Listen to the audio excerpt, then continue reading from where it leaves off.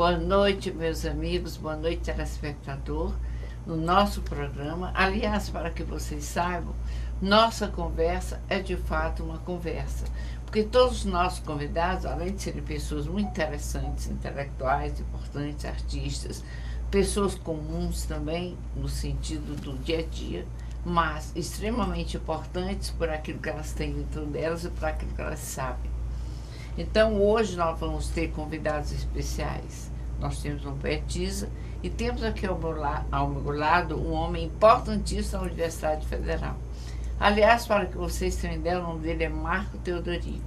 Ele vai falar exatamente sobre aquilo que é mais importante para ele no momento. Hoje eu estou na Universidade Federal e vamos falar um pouco sobre o Museu da Infância e do Brinquedo e sobre o direito do brincar, que é o Dia Internacional do Brincar. Mas vocês exercem uma função muito importante. Ah, certo. Hoje eu sou... Dedicado à academia, né? Certo. Hoje eu sou coordenador desse núcleo de estudo de cidade e lazer, do Laboratório de Brinquedos e Jogos da Universidade Federal do Ceará. E dentro desse projeto nós temos uma série de outros projetos. O Museu da Infância e do Brinquedo, o Brincar para Incluir, a Brinquedoteca de Pesquisa e Lazer e o Laboratório de Brinquedos e Jogos. Mas você é formado... Eu sou formado atualmente, a minha base é na área da educação física. Exatamente, isso que eu queria dizer. O meu mestrado é na área de educação da América Latina, na Universidade de São Paulo, e fizemos o doutorado recentemente na Universidade de Barcelona, na Espanha. Ah, que maravilha. Então, para que vocês possam ver, eu fiz uma pausa proposital para que ele pudesse dizer acertadamente tudo aquilo que ele faz, que eu acabei de ter o prazer de conhecê-lo. Aliás, eu gostaria que vocês soubessem que a grande parte dos nossos convidados, essas pessoas influentes, importantes e que brilham realmente aqui no nosso estado, nos foram apresentadas e é trazida ao programa pelo meu amigo Heitor Miranda.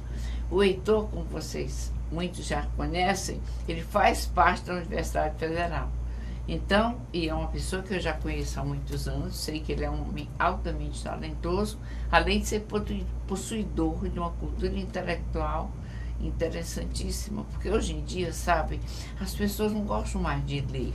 Elas querem apenas fazer uma faculdade e deixar por isso mesmo. Acho que se formarem, está tudo bem, não é assim. A gente faz uma faculdade, logicamente, para ter um mestrado, ter um doutorado, ter uma carreira na sua vida. Mas o importante é que as pessoas continuem sempre estudando, sempre lendo e procurando se atualizar. Porque além do mundo ser dinâmico, o mundo está em movimento. Em movimento está sempre a nossa mente, o nosso cérebro e o nosso ser também. Porque nós temos que vivenciar as duas coisas. A parte da matéria é a parte do ser interior de cada um de nós. Talvez muitas pessoas nem gostem tanto desse assunto, mas nós somos humanos. Nós não podemos deixar de lado assuntos tão fundamentais na vida de cada um, porque para que o Marco Teodorico esteja aqui, ele tem realmente uma bagagem cultural muito grande, mas como ser humano, se faz presente na vida dele, a vida familiar, né? E nós não podemos alejar do nosso meio convívio com pessoas humanas. É sempre interessante, eu não quero nunca falar mais do que o meu convidado, ele veio para falar tudo o que ele quiser, mas essas apreciações que eu faço é exatamente para que as pessoas saibam qual é o propósito da nossa conversa. E se você tiver um assunto interessante, pode vir aqui conversar com a gente. Aliás, o Heitor, não sei o que é que eu fui, que até agora ainda não sentou nessa cadeira para conversar. Está a critério dele, na hora que ele quiser, viu, Heitor?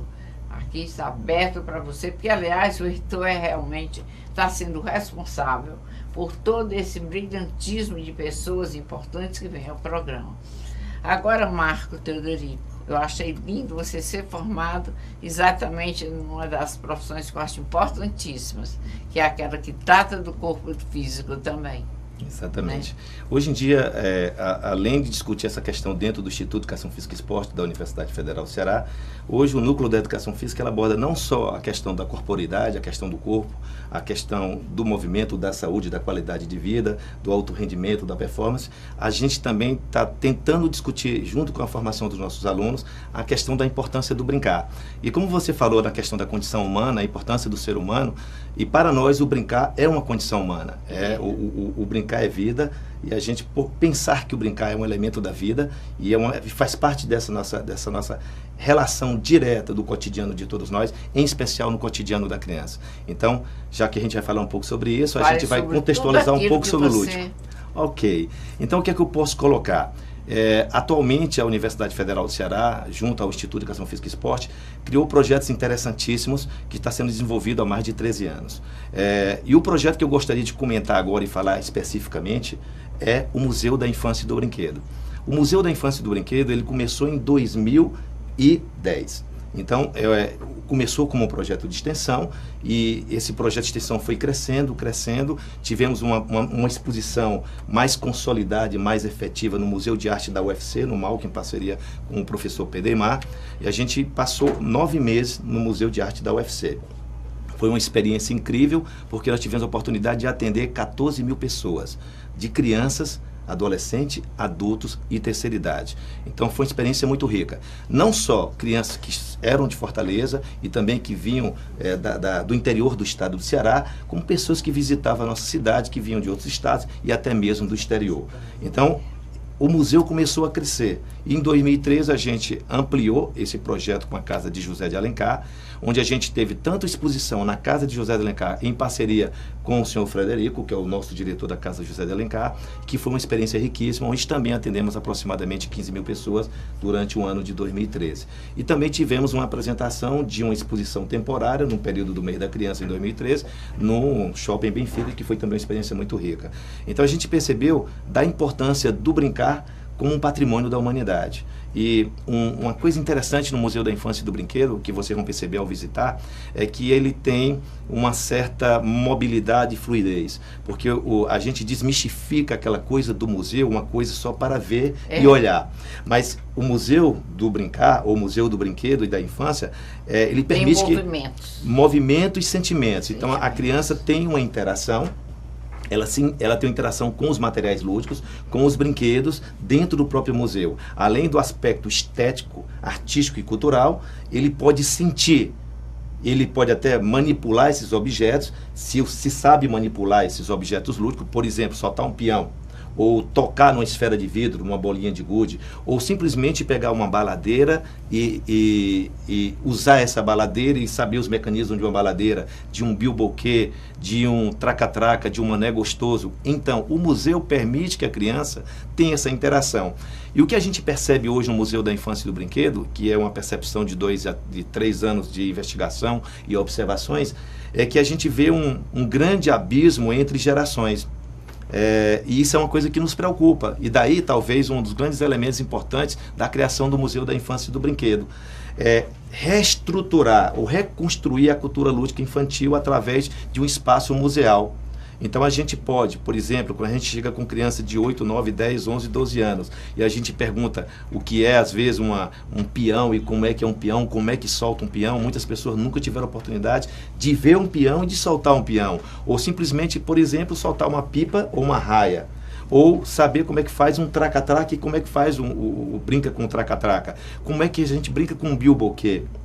Então são coisas simples que em nossas gerações do passado tivemos a oportunidade de vivenciá-las.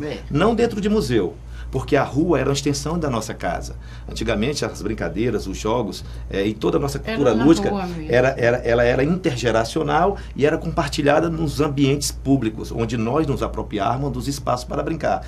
Hoje em dia, lógico, com toda essa evolução das cidades e com uma série de outros fatores, a rua passou a ser um lugar perigoso, um lugar onde as crianças e as famílias não se apropriam, e que é um grande erro da gente. Então, hoje, esses espaços que nós criamos, como o Museu da Infância e do Brinquedo, ela permite que a criança tenha contato com essa reconstrução da cultura lúdica do passado, assim, resgatando um pouco esse passado, trazendo ele para o presente e dando voos para o futuro. Então, dentro do museu, além dessa perspectiva de manipular os objetos lúdicos, a gente pode, por exemplo, desenvolver pesquisas, investigações, ter relatos belíssimos de pessoas da terceira idade, adultos.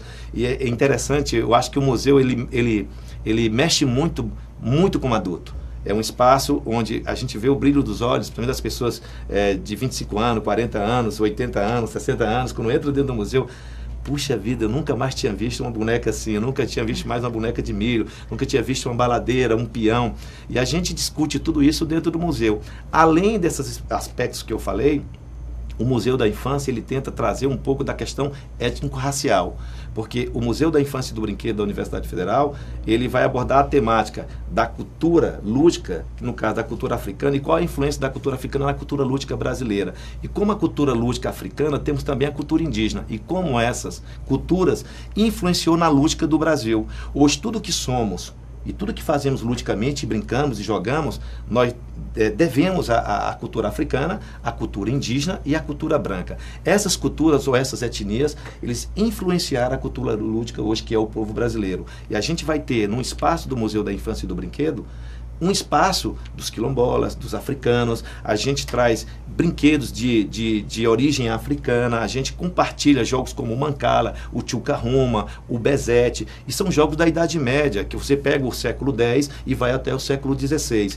A gente discute sobre a origem do xadrez, a origem das bonecas, por que existem os baralhos, por que tem o dominó, por que os dados são construídos daquela forma, jogos egípcios. Então, a gente dá uma viajada super legal, não tempo, só no tempo, como também na geografia, tá? Na geografia, tanto na geografia dos países, como na geografia humana. Então a gente vê o Go japonês, tá? A gente vê um monte de brinquedos, as bilas catalanas da Espanha, as bochas. Então a criança vai ter uma oportunidade, o adulto, o adolescente, todos nós, de compartilhar experiências lúdicas e vivenciar essas experiências de outras culturas que às vezes a gente desconhece.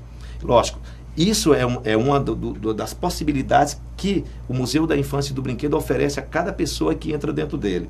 Sim. A gente pode fazer muitas coisas dentro desse museu e também a gente pode construir, porque a ideia também é que o museu ele permita possibilidades ou momentos onde a criança e o visitante, seja a visita espontânea ou a visita dirigida, a visita guiada, dentro do museu, criar uma oficina de brinquedos.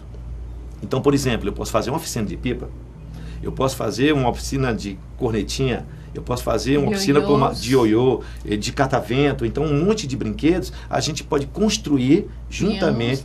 Peões que também pode ser construído junto com as crianças. Essa uma palavra, super alternativa. Você, peão, é peões ou peões? Porque geralmente... Peão, como diz, peão de boiadeiro, e peões do jogo brinquedo, né? De brinquedo. Então, é interessante, por exemplo... distinguir, né?